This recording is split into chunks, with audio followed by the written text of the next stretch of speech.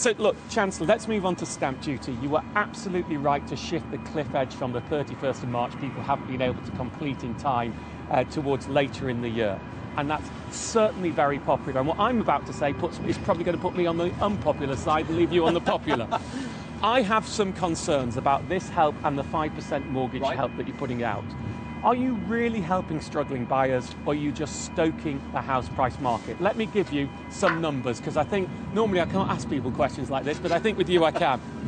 Before stamp duty, the average house price was £252,000. Now it's £269,000. So that's £17,000 more. The stamp duty saving on that is £2,600. Over the life of a mortgage, someone's paying £27,000 more. Is intervening in the housing market like this really a help, or does it actually harm, first-time buyers and others when they're trying to buy property? Is house price inflation really a good thing?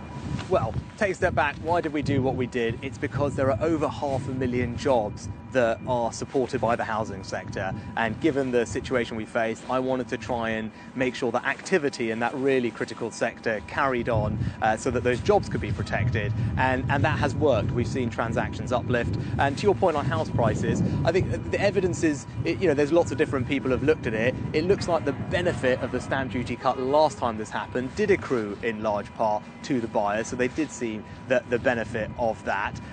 But you're right to focus on affordability of house prices. I care about that like you. And that's why the mortgage guarantee scheme that we've put in place is of help to people who can only afford a small deposit. We step in with a government guarantee, provide more of those mortgages, and that helps people get on the house. If you're willing to give a guarantee that helps first-time buyers and others have a 5% deposit, will you do the same for the over 200,000 people who are mortgage prisoners since 2007 financial crash, in closed book mortgages that have been sold on by the government, paying more rates than anyone else?